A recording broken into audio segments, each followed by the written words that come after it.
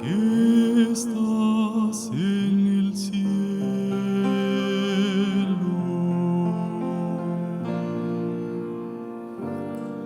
tu nombre santo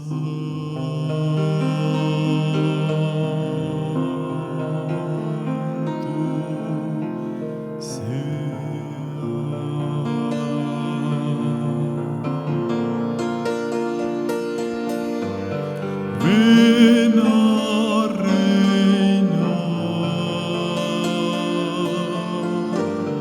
tu voluntad sea aquí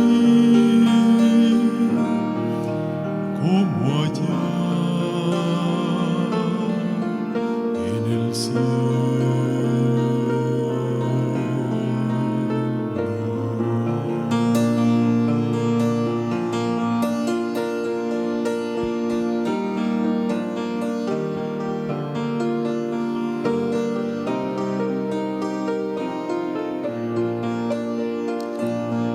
El diario pan, dánoslo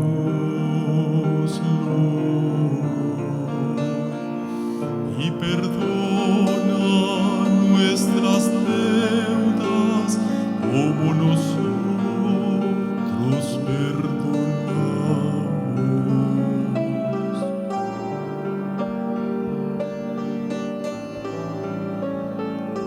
Y no nos metas en tentaciones y líbranos del mal, porque tuyo es el reino, el poder y la gloria por siempre.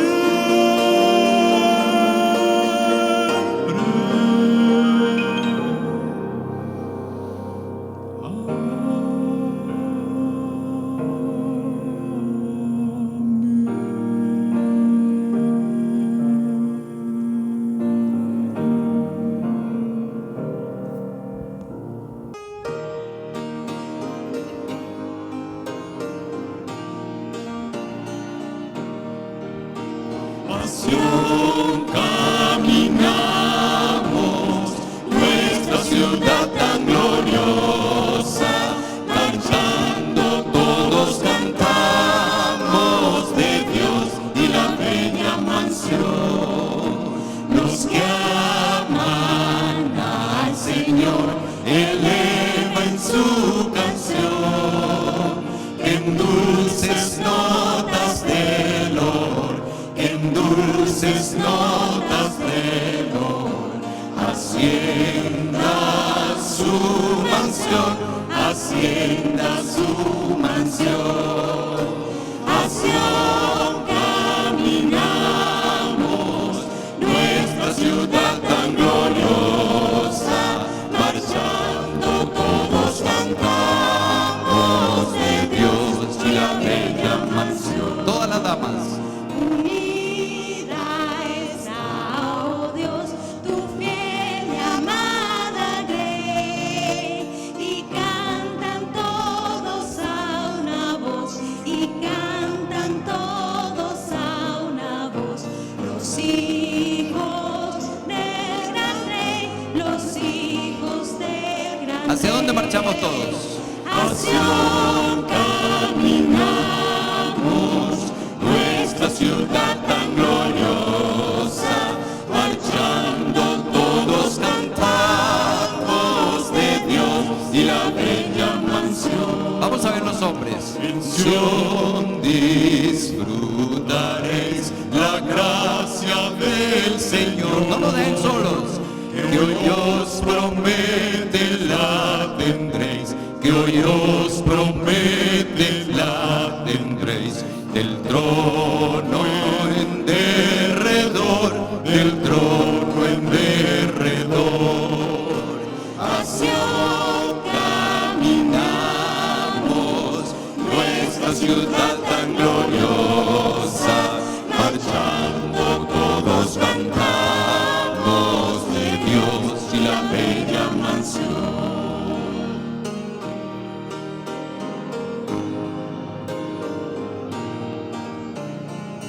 Cantemos con fervor. Cantemos con fervor, dejemos empezar, marchemos libres de temor, marchemos libres de temor, al más feliz hogar, al más feliz hogar. Nación caminamos, nuestra ciudad tan gloriosa, marchando todos cantamos de Dios y la bella mansión. Otra vez. Nación caminamos, nuestra ciudad tan gloriosa, marchando todos cantamos de Dios y la bella mansión.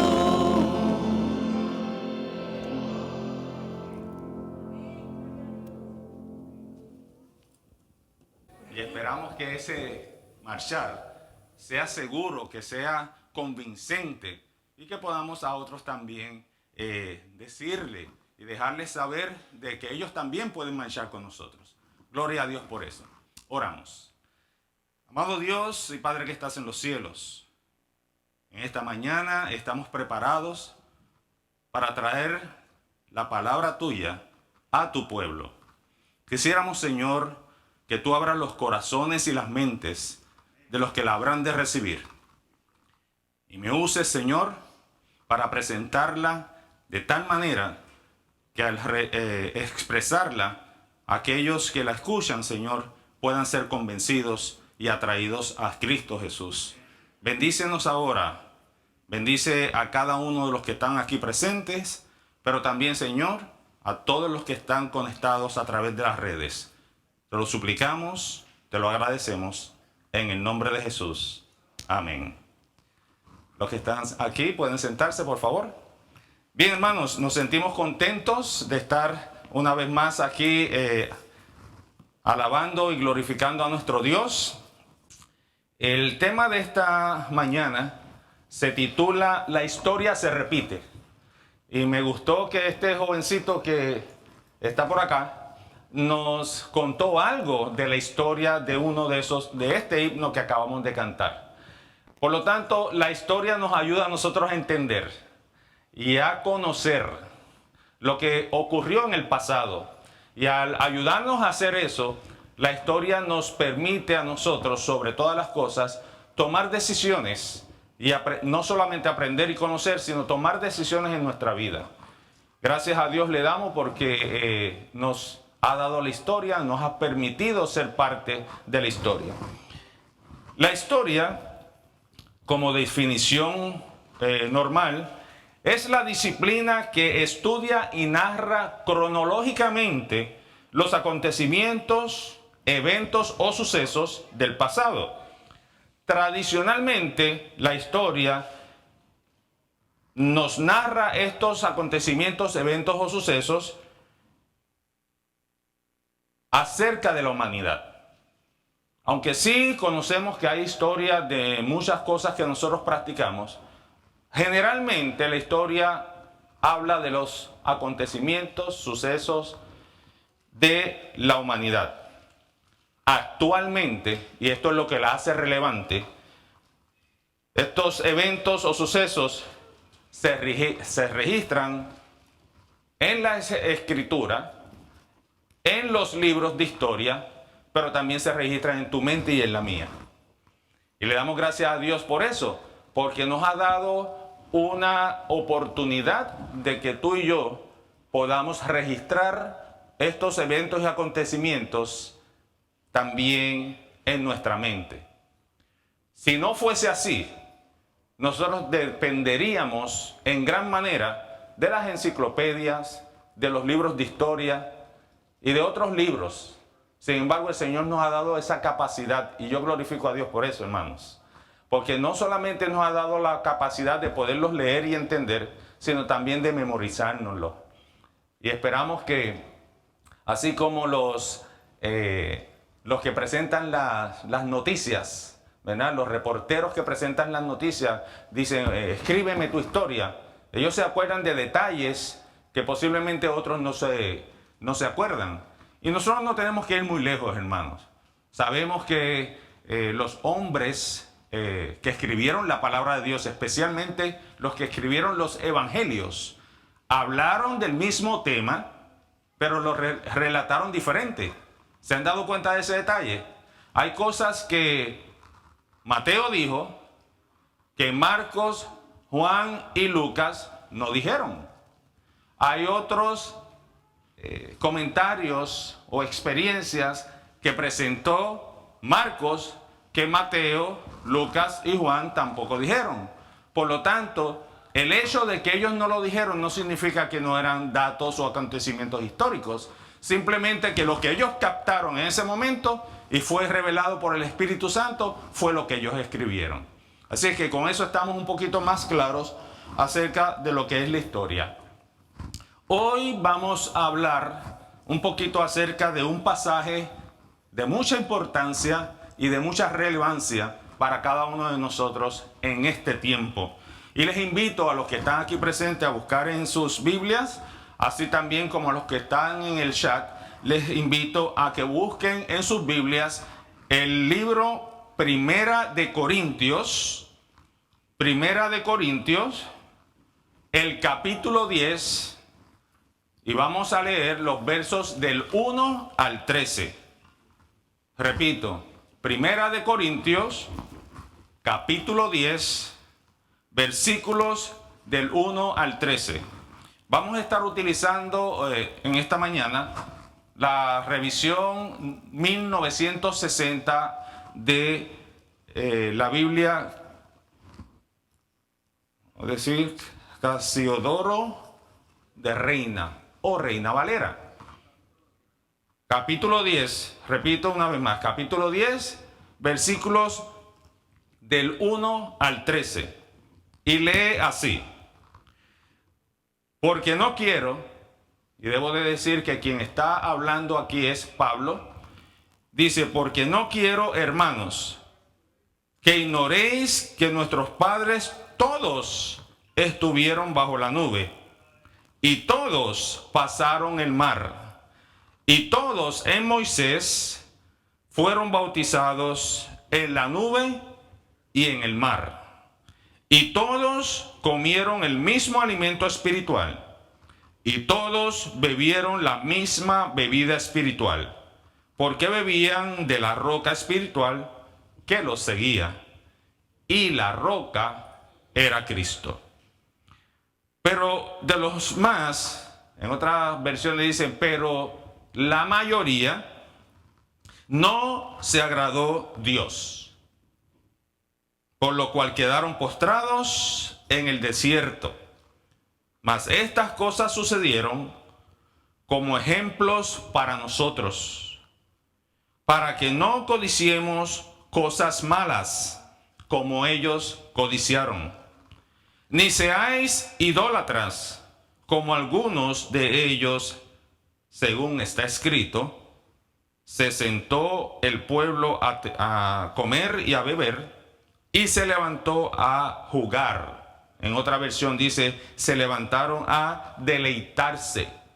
Se levantaron, en otra versión, nueva versión internacional, dice, a desenfrenarse, a actuar desenfrenados.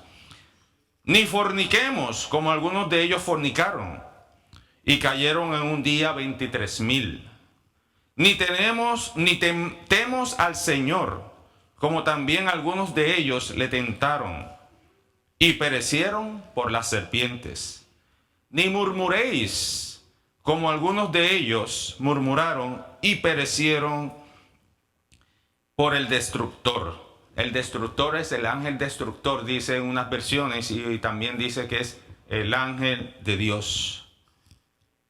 Y estas cosas les acontecieron como ejemplo, y están escritas para amonestarnos a nosotros, a quienes han alcanzado los fines de los siglos. Así que el que piensa estar firme, ¿qué sucede? Mire que no caiga. No os ha sobrevenido ninguna tentación que no sea humana, pero fiel es Dios, que no os dejará ser tentados más de lo que podéis resistir. Amén. Sino que dará también juntamente con la tentación la salida para que podáis soportar. De eso vamos a hablar hoy. La historia se repite. ¿Por qué estamos viviendo lo mismo que se vivió en muchos tiempos atrás? ¿Qué cosas son las que estamos experimentando? ¿Será que es necesario que la historia se repita? ¿Será que necesitamos experimentar lo mismo que experimentó la historia pasada? ¿O lo que indicó la historia pasada? Bueno, si vamos al texto, nos damos cuenta de varios detalles. En varias ocasiones, por lo menos yo pude identificar en 3 ocasiones, dice que todos. Cuando el Señor habla de todos, mis queridos, el Señor está hablando en un absoluto. Todos es todos. Nadie queda fuera. Nadie queda a un lado. Todos son todos. Por ejemplo, todos los que están aquí sentados, ¿quiénes son? Ustedes son los que están sentados, ¿verdad? Todos los que nos están viendo por las redes sociales, ¿quiénes son? Todos los que están conectados. Así que el mensaje de esta mañana es para todos los que están aquí presentes y también los que están conectados a través de las redes sociales. Pero miren qué interesante. Dice, todos fueron bautizados en la nube y en el mar. Y cuando estuve estudiando un poquito más a profundidad, ¿a qué se refería el bautismo en la nube y en el mar? Tuve que ir al Antiguo Testamento, al libro de Éxodo, capítulo número 13, versículos número 21 y 22, para poder entender un poquito mejor a qué se refiere con el bautismo en la nube. Y luego entonces vamos a buscar Éxodo 14, del 19 al 22, que nos va a decir cómo fue el bautismo en el mar. Así es que Éxodo 13, versículo 21 y 22, nos dice lo siguiente. ¿Lo tenemos aquí en la sala? Amén. Dice así. Y Moisés 13. ¿Estamos bien? Sí. 13, 21 y 22. Y Moisés en el desierto dice, y Jehová iba delante de ellos de día en cómo, en una columna de nube para guiarlos por el camino, y de noche en una columna de fuego para alumbrarles, a fin de que anduviesen de día y de noche. Nunca se apartó de delante del pueblo la columna de nube, ni de día ni de noche la columna de fuego.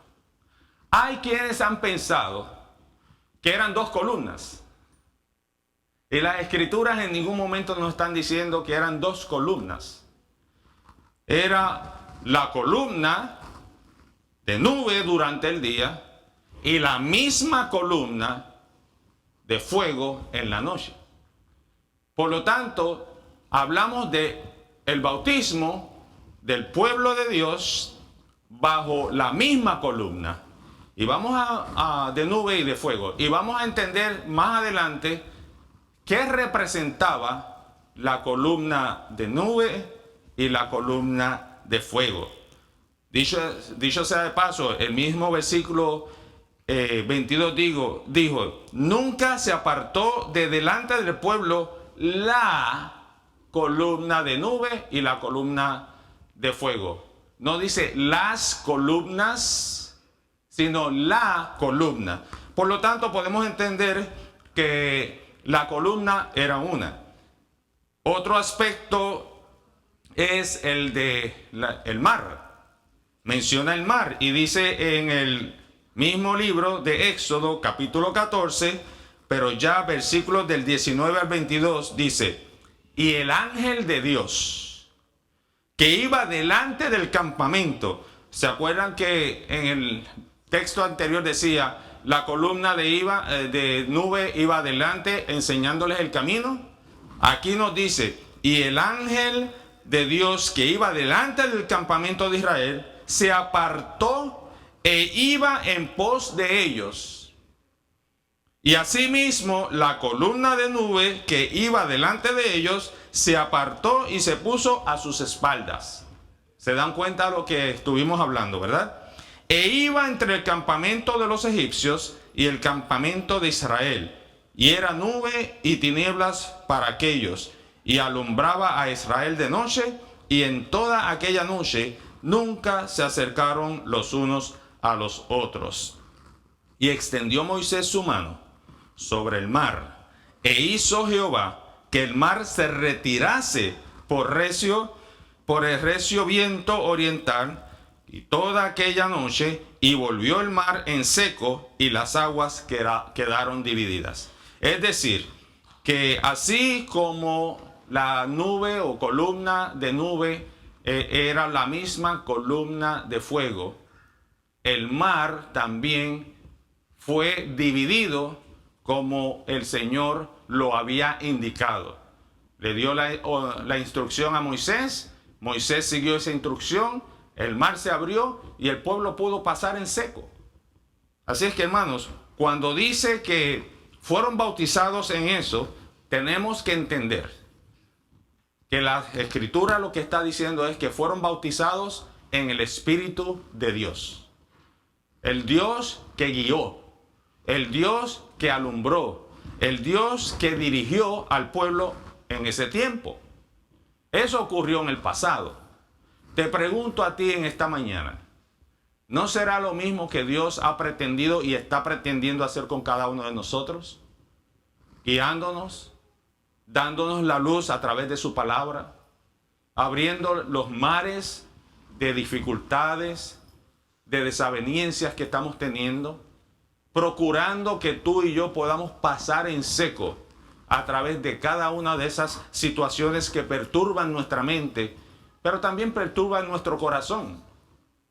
Dios pretende que tú y yo, de manera obediente, esperanzados y con fe, podamos también gozar de esa experiencia de la historia pasada. Dice por otro lado, todos comieron y bebieron la misma comida y la misma bebida espiritual. Todos comieron y bebieron la misma comida espiritual. Sin embargo, también nos dice que todos bebían de la roca espiritual. Así es que si comían de la comida espiritual y bebían de la bebida espiritual, tenemos que entender que la bebida que bebían venía de la roca. Eso es lo que está diciendo el texto. Venían de la roca. Pero más adelante, que es poderoso lo que nos presenta la palabra, dice, y la roca era Cristo. Amén, gloria a Dios. Así es que el agua que tú y yo bebemos, la comida que nosotros comemos, vienen de nuestro Señor Jesucristo. Y no estoy hablando, hermanos, de la comida física, que sí, el Señor también nos las provee. Estoy hablando de la comida espiritual. El Señor nos ha concedido su palabra. Y dice que es lámpara a mis pies y lumbrera a mi camino. También dice el libro de Apocalipsis y Daniel inclusive, la vi y la comí. Me fue amarga al principio, pero muy dulce al paladar al final. Eso es lo que el Señor nos está presentando. Y hermanos, yo le pregunto, todas las cosas que usted ha aprendido desde que comenzó el camino del Señor, desde que comenzó a andar con el Señor, todas las cosas que tú has aprendido desde que tú entregaste tu vida al Señor, ¿tú las conocías? ¿Tú las habías experimentado? ¿Tú habías sido un testigo de todas estas cosas? No. Pero a lo largo del tiempo, la historia bíblica se ha encargado, a través de Cristo y del Espíritu Santo, a hacerte comprender y entender las cosas que hoy tú puedes entender y comprender. No es porque tú hayas sido un sabio, no es porque tú hayas sido un letrado, al contrario, es porque el Espíritu Santo te ha dado esa oportunidad. Todo lo que nosotros hacemos y todo lo que en lo que nosotros nos dirigimos es guiado por el Señor.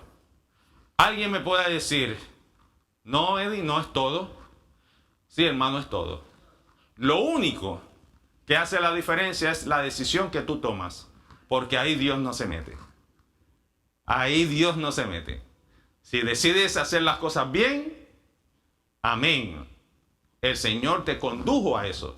Si decides hacer las cosas malas, lo siento mucho, el Señor no te condujo a eso. Tú lo decidiste, pero el Señor lo condujo para nuestro bien. Y la historia registra esas cosas. De hecho, tristemente, todos fueron bautizados. Dice el texto, ¿verdad? Todos fueron bautizados. Tristemente, todos comían el alimento espiritual. Tristemente, todos bebían de la roca que era Cristo. Pero lamentablemente encontramos una sección que no es la más agradable, que dice, no todos agradaron a Dios. Hermanos, cuando escuché esta parte, entonces fui estremecido. Porque esto es lo que me está diciendo a mí. Yo puedo haber sido bautizado. Puedo ser fiel llegando a la iglesia. Puedo ser fiel dando mis diezmos y mis ofrendas. Puedo pasar buen tiempo arrodillado pensando en que lo que estoy orando el Señor me lo va a conceder. Puedo asistir a todos los servicios que la iglesia hace. Pero si no es bajo la aprobación de nuestro Dios, no lo agradamos. Entonces, ¿cómo voy a agradar a Dios si no sé qué es lo que a Él le agrada? La misma palabra nos lo dice, hermanos. ¿Qué cosas agradan o qué cosas desagradan a Dios? Es tan sencillo como que lo que agrada a Dios es lo que no lo desagrada. ¿Me doy a entender? Lo que no desagrada a Dios, por consiguiente, entonces es lo que le agrada. Entonces hay un texto que nos ayuda a entender eso un poquito más. Y se encuentra en Mateo 7, el versículo 21 en específico. Y se los voy a decir, aunque les insto y les invito a que busquen en sus Biblias. Dice, no todo el que me dice Señor, Señor, entrará en el reino de los cielos, sino el que hace la voluntad de mi Padre que está en los cielos.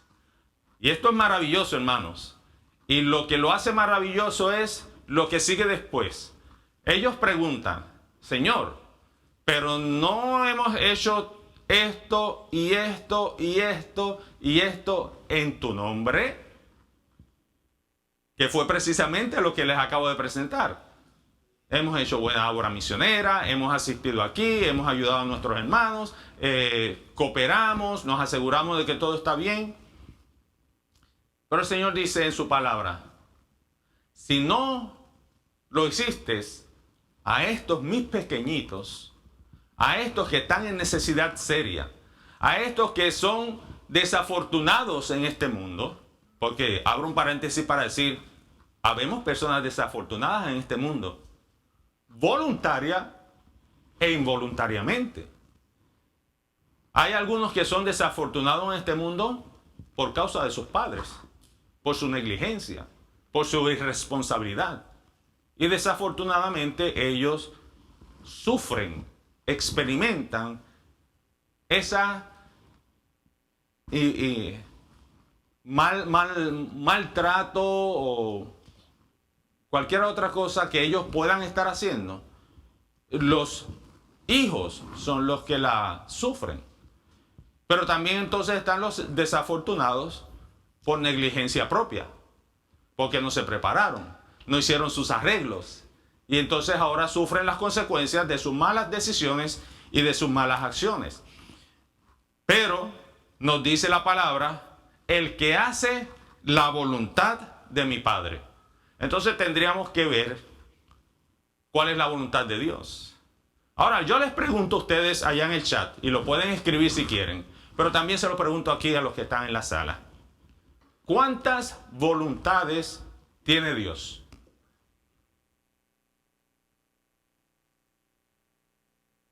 ¿Cuántas voluntades tiene Dios? ¿Usted han pensado en eso? Bueno, lo primero que debo de indicarte, Dios tiene su voluntad completa, genuina, es decir, abarcante, integral, que es la salvación de nosotros, seres caídos. ¿Cierto? De eso no tenemos duda. Sin embargo, la voluntad de Dios es circunstancial. Es circunstancial. Porque Dios desea que tú seas prosperado. Y Dios desea que tú seas feliz. Y Dios desea que tú estés en paz. Y todas estas cosas las vamos a obtener en la medida en que las circunstancias en las cuales nosotros estamos o experimentamos, nosotros las podamos llevar a los pies de Jesús. Para entonces decir, estoy haciendo la voluntad de Dios. La voluntad de Dios se engrandece cuando sus hijos, quienes han sido elegidos para gozar de esa voluntad, la saben aceptar. Y la saben no solamente aceptar, sino poner en práctica en su vida. ¿El sol sale para los cristianos únicamente, sí o no? Contesten su chat. ¿El agua cae, o es decir, la lluvia, cae para todos o solamente para los cristianos? Ajá. ¿Y los males en este mundo caen solo para los cristianos o para todos? Entonces, hermanos, tenemos que entender que la voluntad de Dios es circunstancial. La voluntad de Dios en su aspecto integral es la salvación del ser humano. Y la salvación del ser humano todavía, aún así, tiene que ser aceptada o rechazada. Y la historia, eso es lo que nos ha dicho. Porque nos dice inclusive que agradar a Dios consiste en muchas otras cosas. Yo voy a simplemente mencionarle algunos textos bíblicos que usted podrá buscar más adelante que confirman qué es agradar a Dios. Por ejemplo, Primera de Tesalonicenses 4, del 1 al 8. Lo repito para los que lo están escribiendo. Primera de Tesalonicenses, capítulo 4, versículos del 1 al 8. Otro versículo, otro texto que nos habla acerca de qué es lo que agrada a Dios, se encuentra en Primera de Timoteo, capítulo 2, versículos del 1 al 3. Primera de Timoteo, capítulo 2, versículos del 1 al 3. Otro texto que quiero compartir con ustedes es Romanos 8, versículo 8. Romanos 8, versículo 8. El otro texto es Hebreos 13, versículo 16. Hebreos 13, versículo 16. Y el último, y no es porque sea el último, y abro un paréntesis para decirle, hay 66 evidencias, 66 evidencias en el Nuevo Testamento que indican lo que es agradar a Dios. Y me interesó eso muchísimo, hermanos, porque yo solamente le estoy presentando 5 y la estoy alternando, ¿verdad? Sin embargo, y digo la estoy alternando porque la última es del Antiguo Testamento. Pero lo que quiero decir con esto es que la Biblia en su totalidad nos presenta cuáles son las cosas que agradan a Dios. Y el último es Ezequiel, capítulo 33, versículo 11. Ezequiel 33, 11. Porque no todos agradaron a Dios. ¿Qué dice el texto que hemos estado estudiando o que estamos estudiando en esta mañana?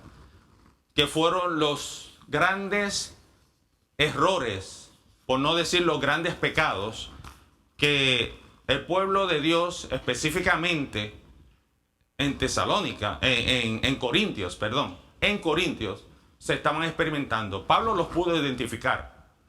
Así como tal vez nosotros podemos identificar muchos de los pecados que nosotros como pueblo tenemos.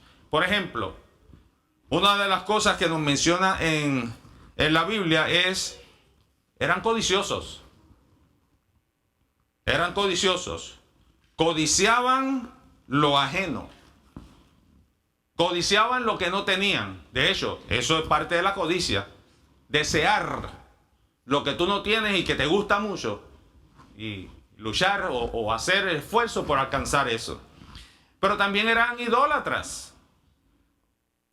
Y hermanos, tal vez usted dice, pero ¿cómo el pueblo de Dios, cómo los tesalonicenses que eran cristianos, eran idólatras? Permíteme decirte, cualquier cosa, y repito, cualquier cosa, un absoluto, que sustituye la adoración a Dios, es idolatría. No estamos hablando solamente de las imágenes de Acera, de Astot, de Baal. No, esas existían en aquel tiempo. Estoy hablando de cualquier cosa que sustituya la adoración a Dios. Por ejemplo, tenemos la situación de que la mayoría de nuestros hermanos están conectados a las redes.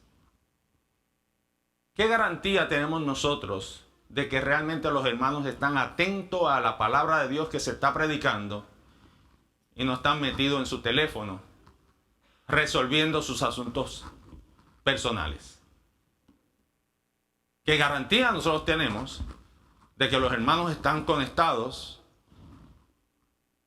y no estén dedicando este tiempo que el Señor ha dedicado para nosotros, para nuestro beneficio, para nuestro conocimiento, para nuestra relación con Él, y están metidos en la cocina? Y así sucesivamente, hermanos, porque mi interés no es condenar. Mi interés en esta mañana es traer palabra de Dios para que podamos reflexionar y que la historia no se repita en nosotros. Habían algunos de estos hermanos que eran desenfrenados. ¿Usted sabe lo que significa desenfrenado? Una persona que no tiene control, nada la detiene, nada la para, nada. Ningún argumento, ningún pensamiento, ningún accidente, ninguna experiencia negativa, nada lo detiene. Voy de nuevo ahí. Esos son los que nosotros en el argot regular decimos, esos son los que aprende dándose contra la pared. ¿Han escuchado eso, verdad? Dándose contra la pared. Y a veces, aún dándose contra la pared, no aprenden. Lo que pasa es que se detienen un poquito, se les va el mareo y entonces seguimos adelante en lo mismo que estábamos, desenfrenados. Habían fornicarios. Y muchos de estos fornicarios justificaban su fornicación. Habían tentadores. Dice ahí el texto, ni tentemos, en el versículo 9, ni tentemos al Señor, como también algunos de ellos le tentaron y perecieron por las serpientes. Y este tipo de tentación, hermano, es poner a prueba lo que Dios dice. Ponerlo a prueba. Por ejemplo, nos instan a orar. Y dice que la oración del justo puede mucho. Y tú te consideras justo. Por lo tanto, lo que estás pidiendo, tú estás esperando de que se cumpla. Y no se cumple. Y no se cumple. Entonces tú dices, Señor, tú no has escuchado mi oración. Tal vez tú no has entendido mi oración. Déjame rephrase. Déjame decírtela de nuevo. Porque parece como que tú no la entiendes. Estás tentando al Señor. Porque el Señor no necesita ni tan siquiera que salga de tu boca.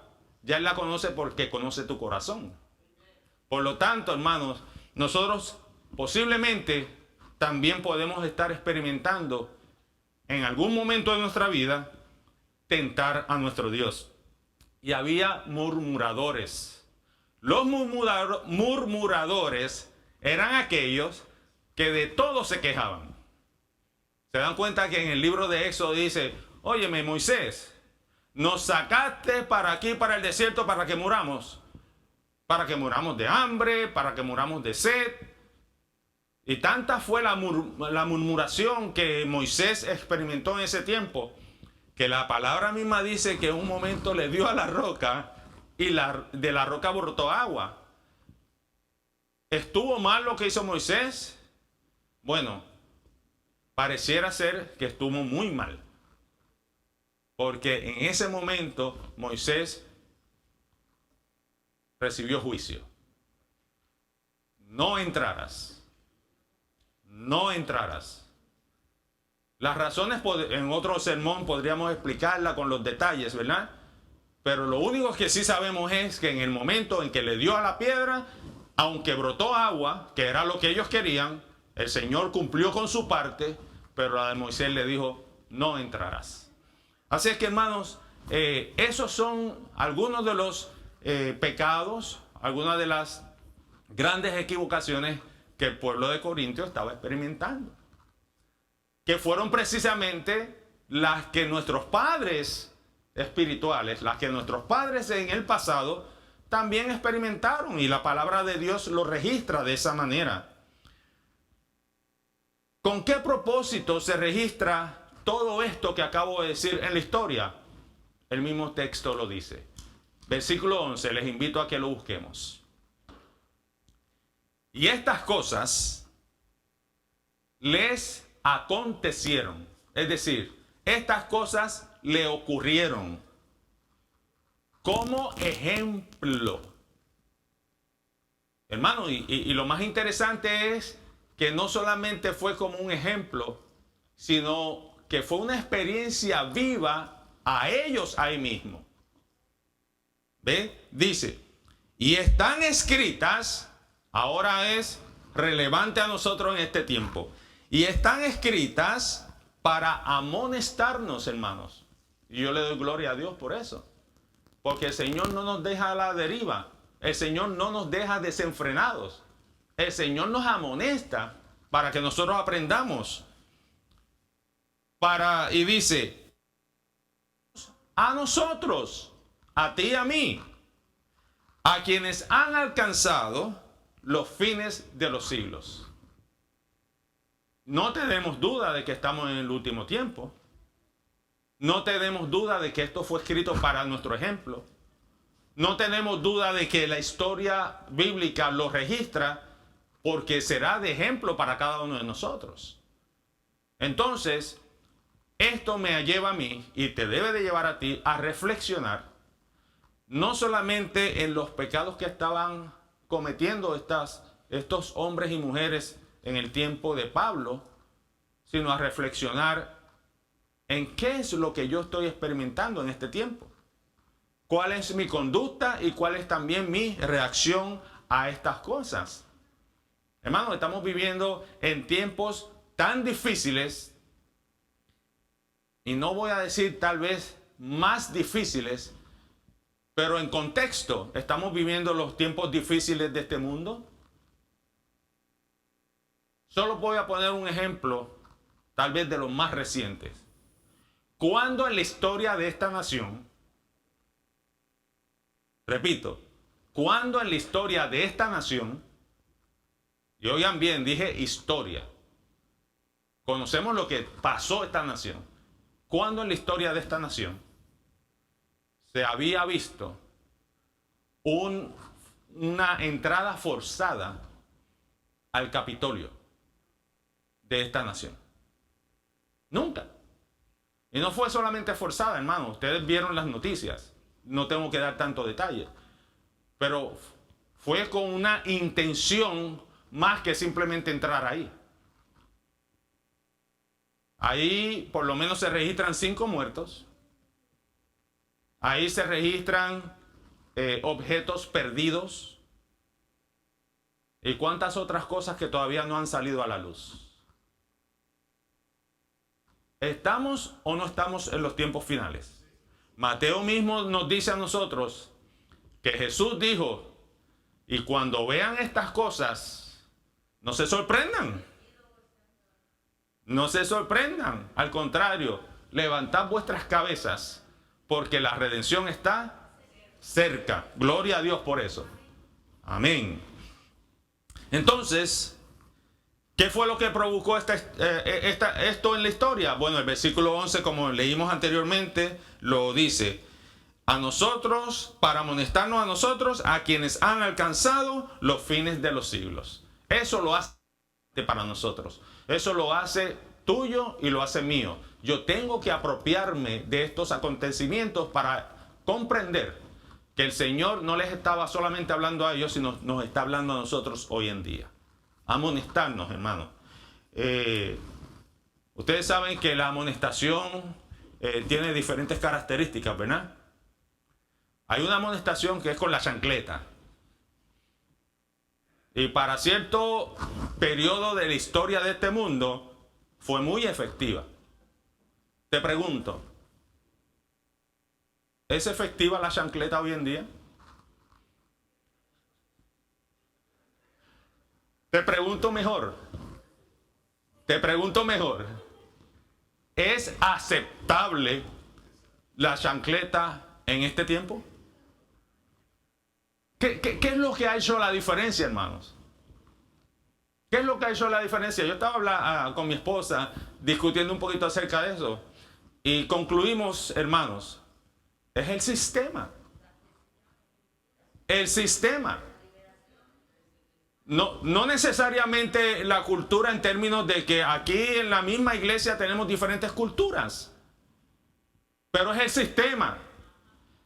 Que lo que nosotros hacíamos en nuestros países, ahora no lo podemos venir a hacer aquí. Que nuestro método en nuestros otros países, que es parte de la cultura, no podemos venir a implementarlo aquí. Por lo tanto, la educación ahora mismo aquí, si ustedes se dan cuenta, especialmente a los que tienen niños, todo es psicológico. Todo es psicológico. Es lo que diríamos, es un pasamano cosmético, hermanos. Cosmético. Donde ya tú no puedes venir a un muchachito y aún así, en la calle, hacerle así, porque alguien te ve y te acusa y vas para adentro. No, si lo que le hice fue esto, no, eso es abuso infantil. Y el sistema lo tiene así declarado y demás. Así es que, hermanos, traje esto a colación para que podamos entender con una realidad que nosotros estamos viviendo aquí, que es para nuestros tiempos. Todo lo que se nos presenta aquí en este texto es para nuestro tiempo. Puse aquí un pensamiento que dice, no podemos confiar en que ninguna de estas cosas, ¿qué cosas? La codicia, la idolatría, los desenfrenos, las fornicaciones, las tentaciones, las murmuraciones y otras más, no podemos confiar en que ninguna de estas cosas mencionadas en los versículos del 6 al 10 de la palabra, las experimentemos nosotros después de haber sido bautizados. No podemos esperar eso. Porque aún después de nosotros ser bautizados, todavía seguimos siendo tentados por el Señor. Y sucumbimos a estas cosas. Algunos todavía, aún siendo bautizados, y aún siendo guiados, y aún siendo iluminados por la palabra de Dios, todavía seguimos practicando algunas de estas cosas. Y no te preocupes, yo me arrodillo esta noche y yo le pido perdón al Señor, por si acaso me muero en el sueño, que el Señor me coja confesado. Tremendo. Tremendo, hermanos. Como si pudiésemos engañar a nuestro Dios. Como si lo pudiésemos engañar. Cuidado, porque lamentablemente muchas de estas cosas que ya fueron mencionadas son parte de nuestra presente historia. Y qué triste sería, hermanos, que nosotros, después de pasar tanto tiempo militando en los caminos de Dios, teniendo una relación con Dios, por alguna de estas pequeñas cosas, entre comillas, nosotros perdamos toda nuestra salvación. Qué triste sería eso. Una declaración de esperanza se encuentra en el versículo 13 y con ese vamos a concluir.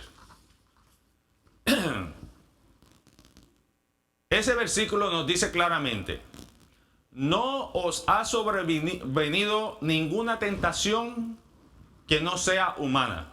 Yo digo amén por eso. Cada tentación que nosotros tenemos son tentaciones humanas. ¿Usted se imagina lo que serían las tentaciones espirituales en nosotros? Las tentaciones con las cuales el enemigo de las almas engañó a la tercera parte de ángeles en el cielo. Seres sin pecado, sin una noción de lo que era pecado, fueron engañados. Una tercera parte, hermanos. Estamos hablando de millones de ángeles engañados. Pero nos dice aquí el texto, 1 Corintios 10, 13. No os ha sobrevenido ninguna tentación que no sea humana. Pero fiel es Dios. Gloria a Dios. Que no os dejará ser tentados. Óyeme. No nos dejará ser tentados más de lo que podéis resistir. ¿Y será que el Dios sabe cuánto tú y yo podemos resistir? Sí, Él lo sabe. ¿Y será que el Señor no nos conoce? Sí, Él lo sabe. ¿Y será que yo tengo la fuerza, la voluntad, el deseo y el poder de poder controlar mis decisiones? Si caigo en tentación o no caigo en tentación. Entonces el texto se va poniendo más fuerte y más profundo. No dejarás que seamos tentados más de lo que podéis resistir, sino que dará también, juntamente con la tentación, la salida. Juntamente con la tentación. Aquí va la tentación, aquí está la salida. Aquí está la tentación, aquí está la salida. Hermano, y eso es para nosotros. No hay duda de eso. La hermana acaba de decirlo. Someteos pues a Dios. Resistid al diablo y él huirá de vosotros. Pero ¿cómo podemos resistir al enemigo? ¿Cómo lo podemos hacer? Es aceptando al Señor. ¿Ah? Sí. ¿Verdad? Aceptando al Señor en todo lo que Él nos presenta y demás. Pero más que todo eso, lo que Jesús nos enseñó es: un escrito está. Al Señor tu Dios no tentarás. Y con eso se fue. Y el Señor nos dejó su palabra precisamente para eso, hermanos. Para que la aprendamos y podamos en su momento decir: Señor, en esta mi debilidad, escrito está. Y escrito está que dice: Dios no os dejará ser tentados más de lo que podáis resistir, sino que dará juntamente con la tentación la salida para que podáis soportar. Note que el Señor no te la está eliminando. El Señor te está dando el poder para tú poderla soportar.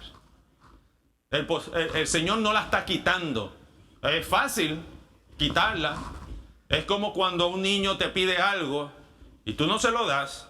Y ese niño está, llora y llora y llora y llora y llora y llora, grita, patalea, se tira contra el piso. Y tú no se lo has dado. Pero te cansaste, te hastiaste, ya no puedes más. Entonces, ¿sabes qué? Vamos a dárselo. Y se lo das para que él esté tranquilo. Cuidado, cuidado. El Señor no dice eso. El Señor nos va a dar el poder, dice. Nos da el poder para soportar la tentación. No la quita. La tentación está ahí. Tú tienes que decidir. ¿Creo en esto? ¿Acepto lo que el Señor me dice? Estudio la palabra, la reconozco, me apropio de ella para poder resistir la tentación. Cuando haces eso, entonces la promesa se cumple. Podrás resistir la tentación. Cuando Jesús vino a esta tierra, mis queridos, antes de continuar con otros dos puntos más. Cuando Jesús vino a esta tierra, Él vino como hombre. Y entendemos que Él no utilizó ninguno de sus atributos divinos para realizar los milagros ni para convencer a la gente. No, Él no utilizó nada de estas cosas. Lo único que el Señor hacía en todo momento era consultarle al Padre, solicitar la asistencia del Espíritu Santo. Pregunto, ¿tenía el poder para deshacer todas las cosas malas que estaban ocurriendo? Te pregunto más. Génesis dice, en el primer capítulo, dice que el Señor no se agradó. Le pesó en su corazón haber creado a la raza humana. Entonces, ustedes lo han leído. Le pesó. Por eso vino el diluvio y comenzó una nueva creación. Solamente dejó ¿a quién? A Noé y a sus hijos. A solo a ellos. Y de ahí comenzó la descendencia y a crecer hasta los días de hoy. Te pregunto, ¿no ha podido el Señor volver a hacer lo mismo que hizo con el pueblo antidiluviano, hermanos?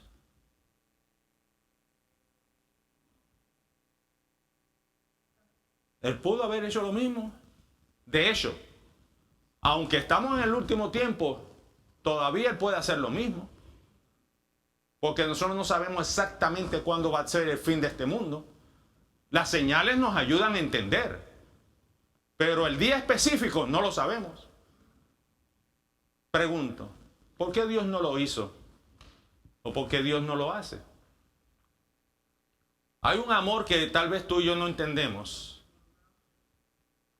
que solamente lo podemos reconocer y aceptar, y es el amor de Dios a su Hijo. Cuando lo dio en sacrificio para que tú y yo podamos ser salvos. Tú dices, pero ¿cómo amor a su Hijo? Mis queridos, porque por su Hijo tú y yo hemos sido salvados.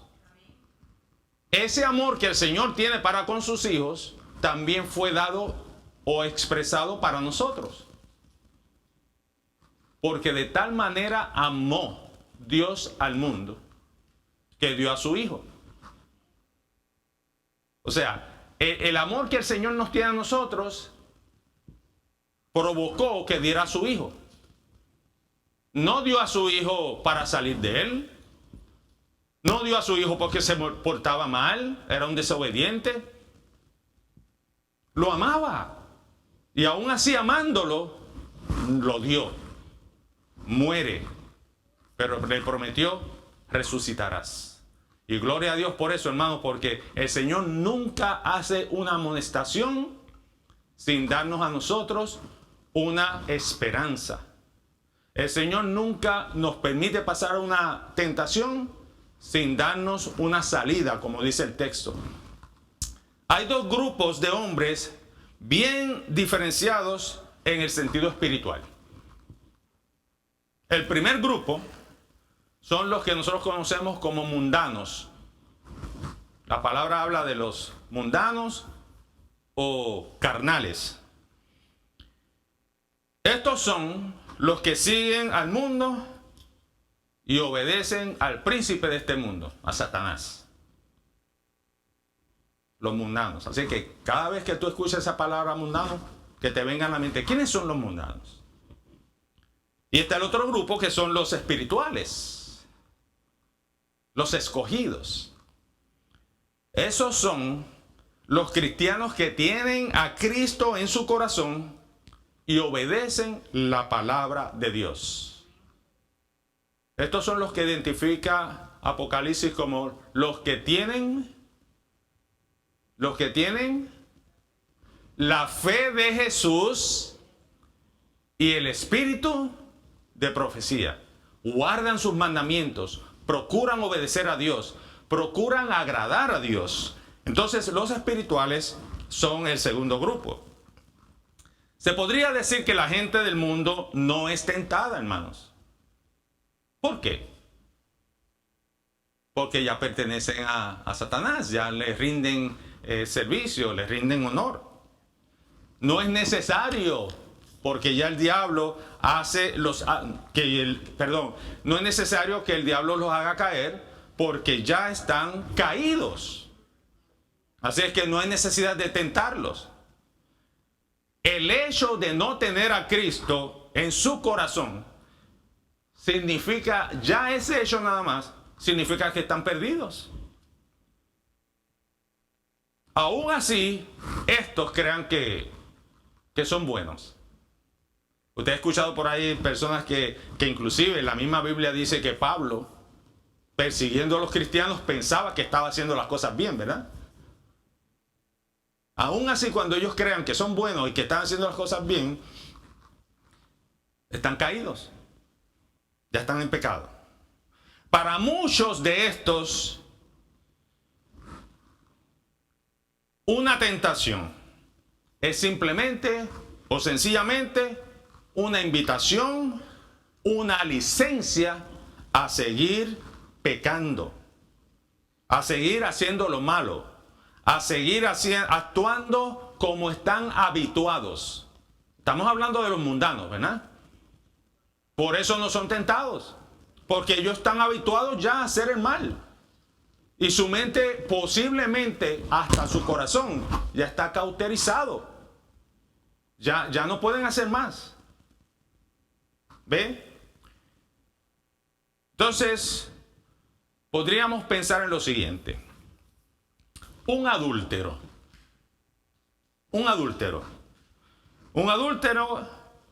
tiene la oportunidad de conocer a una chica, lo cual para él no es una tentación. Es un adúltero. Pongamos también un fornicario. Para él no hay ninguna tentación. Tuvo la oportunidad de conocer a una chica y eso para él no es una tentación. Al contrario, se jacta de ser: qué bravo soy, qué bacán, la logré. ¿Ah?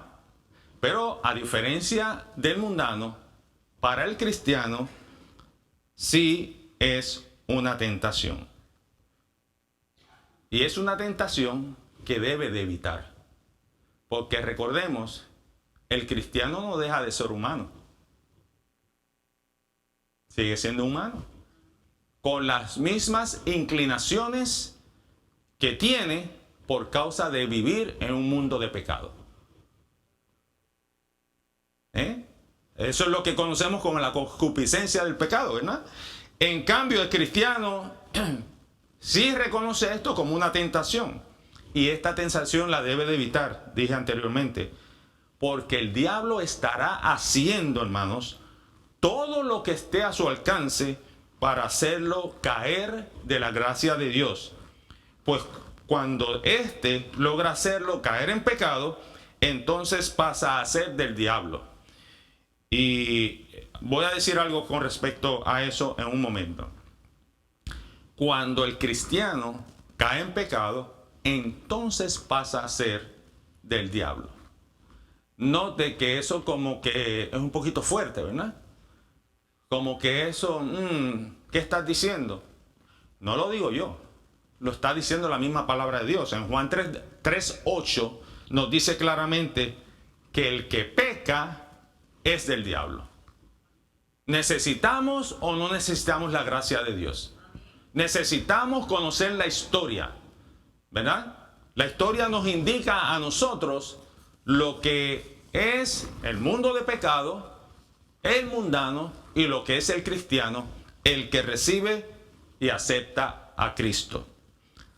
Al caer del estado de gracia, es decir, ya no tenemos la gracia, la santidad que el Señor nos concede, o nos ofrece, debo decir, entonces nosotros perdemos también la salvación.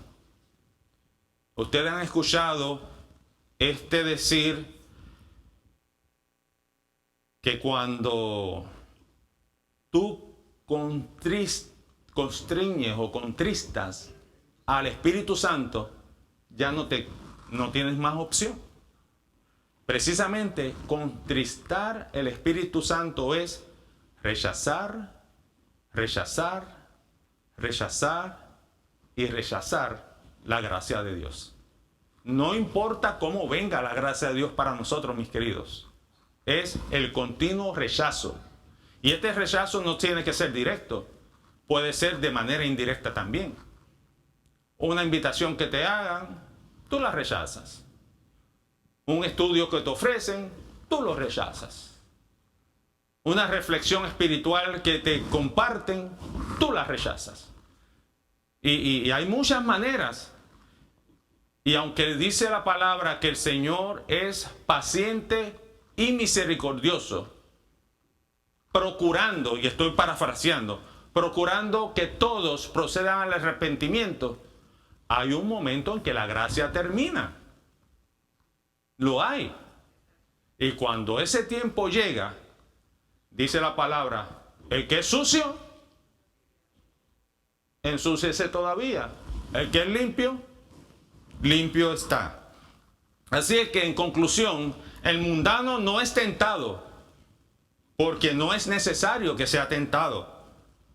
Pero el cristiano sí, porque el propósito del diablo es hacer que él caiga.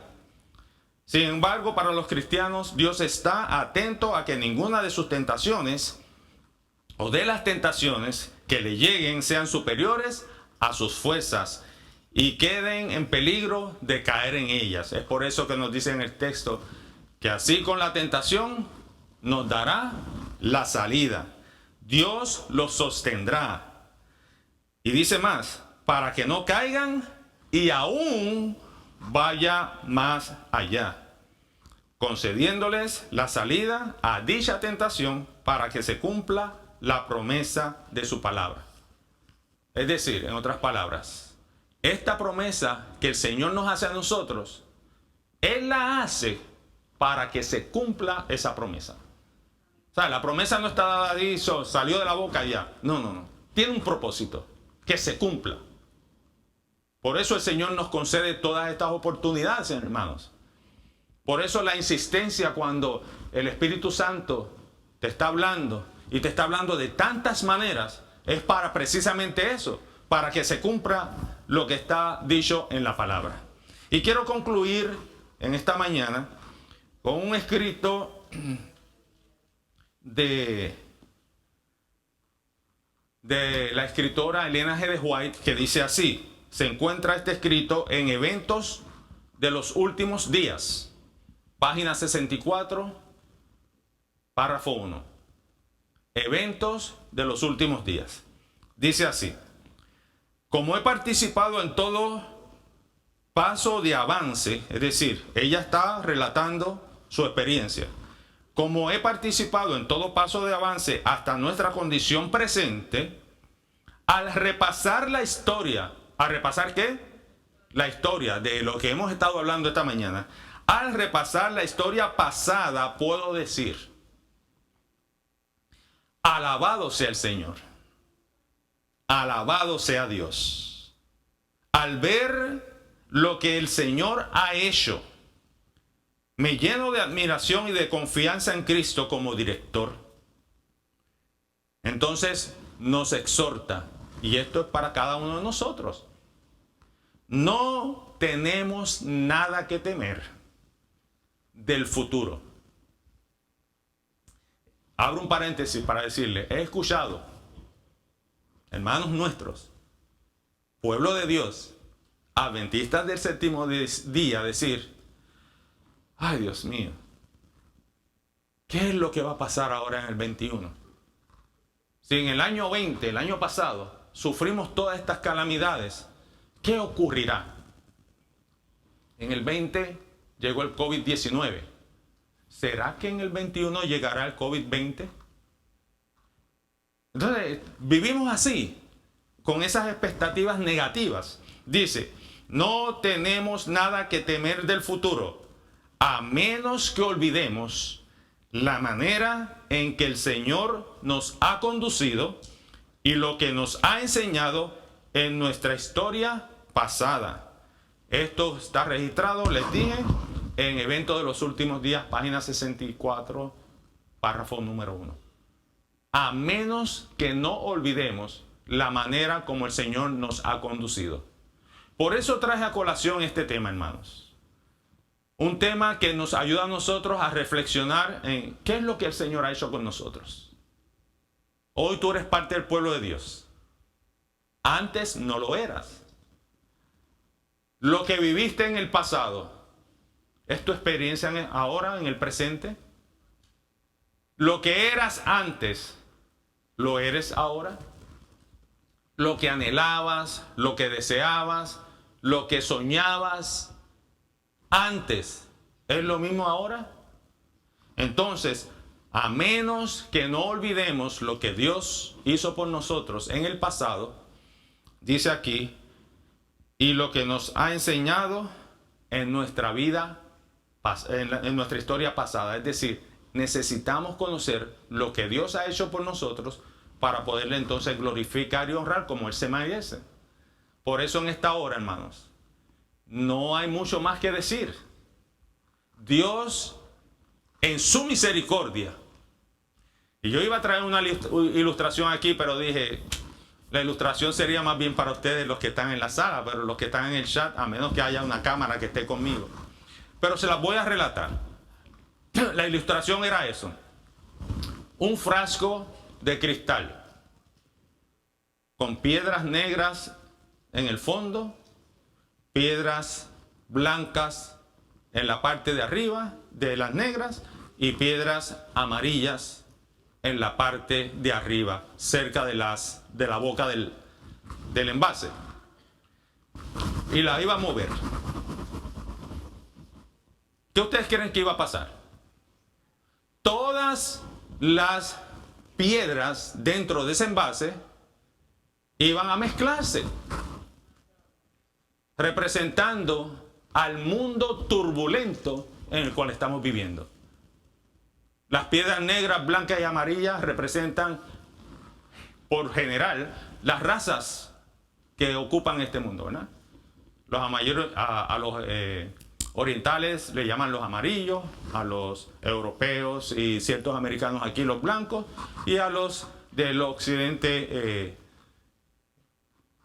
África y esos países así, incluyendo algunas naciones donde los africanos llegaron, pues los negros. Se mueven, se mezclan todas esas piedras. Ahora viene una mano, entra y saca una de esas piedras.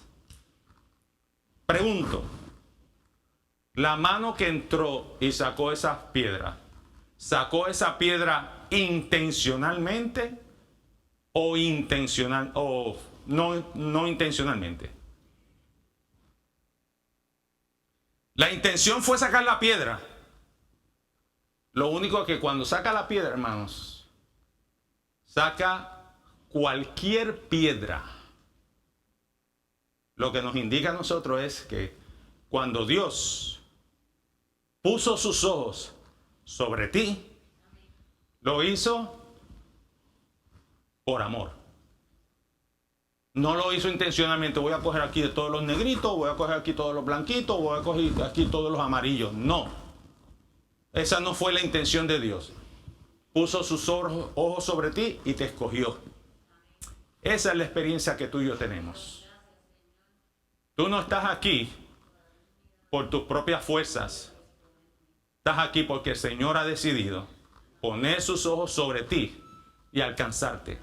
Y yo glorifico a Dios por eso. A ti que me ves en el chat, me ves por las redes sociales, te digo lo mismo. Dios te ha escogido para que tú seas parte de su pueblo, para que tú goces de la bendición que nos tiene prometida.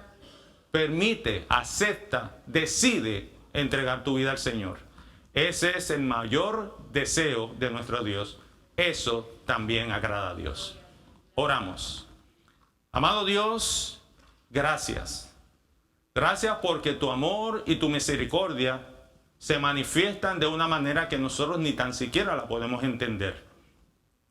Gracias, Padre, porque por tu amor y misericordia nos diste a Jesús, quien murió en nuestro favor. Cuando nosotros debimos haber desaparecido de la faz de esta tierra, tú en tu amor has puesto tus ojos sobre nosotros y nos has concedido la oportunidad de estar aquí, glorificándote y honrándote. Es triste, Señor, que muchas veces y en muchas ocasiones nosotros no hemos tenido los ojos puestos en la historia para recordar, Señor, los ejemplos que nos dejaste, para entender, Señor, que tú sigues concediéndonos tu amor y tu misericordia y que nosotros podamos ser salvos. Hoy en esta mañana, Señor, tal vez a través de los medios sociales, tal vez aquí presente, Señor, haya alguien que haya entendido este mensaje. Haya alguien, Señor, que ha decidido entregar su vida a ti, aceptarte. Te doy gracias, Señor, porque todavía tú sigues poniendo tu ojo sobre aquellos que están decididos a entregarse a ti. Permite, Padre, que ellos confirmen su fe. Como dice la palabra, no solamente creyendo, sino también bautizándose en el nombre del Padre, del Hijo y del Espíritu Santo. Confirmación, Señor, de su decisión por entregar sus vidas a ti. Oh Padre Santo, no tenemos duda de que el tiempo está por finalizar. Y estamos haciendo, Señor, todo lo que tú nos indicas que hagamos con el deseo de agradarte. Esperamos, Padre, que perfecciones nuestros errores, nuestros métodos, nuestros pensamientos, nuestro proceder. Perfecciónalo, Señor, con la presencia de tu Espíritu Santo. Y permite que como pueblo, que como iglesia y que como individuos, Señor, gocemos de la unción de tu Espíritu Santo. Gracias por escucharnos, Padre. Oramos en el nombre de Jesús. Amén. Amén.